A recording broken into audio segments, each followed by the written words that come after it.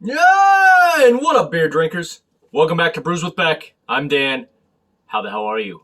I am, I'd say I'm superb. I'm superb. Feel great today. Self high five. Uh, first beer of the day on this lovely afternoon we got here. This beer, again, we're on the tour of Kentucky beers, courtesy of my friend Pete. What up, dude? This one that he sent is from Louisville, Kentucky. If I'm saying it right, Louisville. You're not supposed to say Louisville. Louisville. It's called Lazy Wanderer. This is a 7% on the Richter. Standard single New England IPA. I don't want to say standard, but it's not a double. Okay, so I'm just gonna read it that way. It's get all the facts off the board. It is their 2021 Hops on the Hill beer in a collaboration with their homies at I don't know if it's Ethereal or Ethereal, whatever. Hopefully, I'm not butchering that. I'll just say Ethereal Brewing and Mirror Twin Brewing, which I've tasted before now in Lexington. Lazy Wanderer is heavily oated New England IPA brewed with Citra, Sabro, and a massive addition of Phantasm, which I've never heard of before. Phantasm is derived from frozen pulverized Sauvignon Blanc grapes, and let's see, and is what is it? What did it say? And is I think they meant to say is Doi Bomb or the bomb, whatever. Hate to read, but just trying to get their words. So I see Citrus, Sabro, and a massive addition of the other thing, but it tells you you're supposed to get kind of like a white wine thing from the Phantasm or whatever. Citra, kind of figure citrus, grapefruit, maybe a little, tropical mango or something. Sabro, immediately think you're supposed to get kind of a coconut feel to it. So there you go. That's what I got on this. I have no idea for sure. They didn't put the canned on date. I didn't see. So, to be honest, I'm just going to guess it's around a month. So that's about it. Brought my boy Champ and my Forever Buffs to taste with me. And let's get this started out of Louisville, Kentucky. All right. On that note, do me a favor. That usual like button right below me. Do me a small favor right now and crush it. Super appreciate you. And crush that subscribe button and notification bell. That way you can see all the beers all the time. All right, all right, all right. Yeah. I was thinking, but yeah, no. That's, McConaughey's not a Louisville guy. He's Austin. There we go. But we already knew that. So, all right. Looks like here. Put up sort of the camera. I mean, you can kind of see it. From the camera, it looks very, pineapple juice, and that's kind of what it looks like. This is definitely more on the pineapple side than the OJ side. So, there you go. Totally hazy. Let's see what the aroma is like. I feel like I'm getting, exactly that, like a little pineapple. Just smelling kind of like a just nice citrus pineapple kind of feel right off. I don't know if I'm really smelling any because again, it's heavily oated. Yeah, not just getting more of the citrus and pineapple right off. So, and then you're not necessarily supposed to get that from these hops, but we'll see. It's got the Sauvignon Blanc feel. If I'm saying it, Sauvignon Blanc. All right. Anyway, we'll stop with the semantics. Okay. No words, just emotions.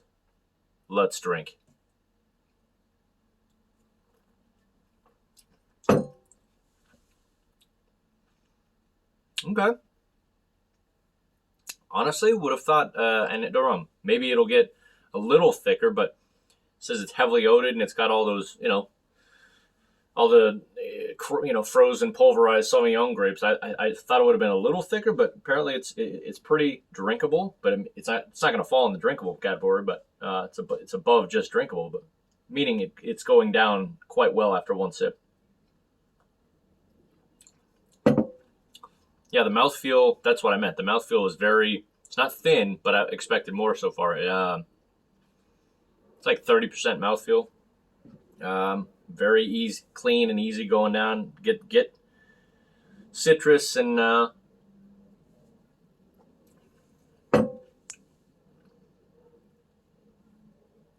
maybe subtle like melon and like grapefruit. I'm going to let this warm up a bit because it obviously is. It was ice cold and fairly fresh. So give me 1 second. All right then. Poured in the rest of the can.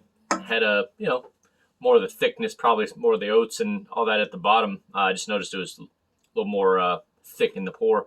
So can't really see anything in the bottom, but yeah, just become to where I smelled it right now in the last few samples of the aroma, and you get more of the oats that are probably in there. So it comes a more dense beer towards the end. Gotta pour the whole thing. If you're just getting off the top, it's not like you shake beers up. So yeah. Now it's probably more like 40% mouthfeel instead of 30. Yeah, thickened it up a little bit.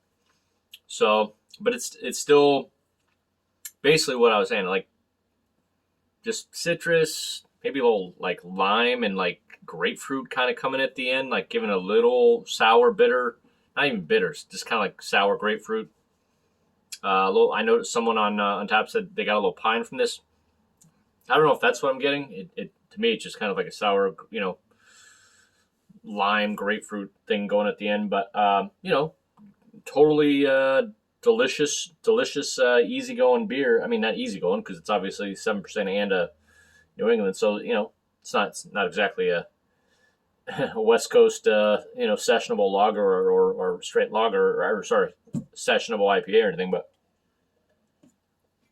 yeah. It's a lot of citrus and lime and grapefruit, but very easy going, not bitter. I don't really get any hop bitterness from it. So yeah, that's kind of what I got on this one from Louisville. All right, so let's get to the rating, shall we? I have to give another gulp to this to see if I know what I got. Let's see. Actually, hold on. My son heard the bell. Hold on a second. All right, he heard the bell, so it's time for the rating. All right, say hi, beer people. All right, see you later, buddy. That's enough. He's a goofball. Ever since I got this thing, it's phenomenal. I love it, but it's like ring a bell and for service from Dylan, so he comes to see me. So yeah, from stellar down to hell no. I'm gonna give this thing. This one's tough. Hold on. Yeah, you know what? It just made its way onto Mile Wide Solid, and it just came into being an A beer for me. I was debating whether it was a decent beer or a solid beer, but it is creeping into the solid area, the A range. I would give it a 94 out of 100. That way, kind of what I'm thinking. So, yeah, very good, very easy going down, very soft, like not. You just get a little bit of this kind of sour, as I said, grapefruit kind of, lime. Maybe it's more just like a little grapefruit sour at the end. Again, not sour, just a little umph at the end.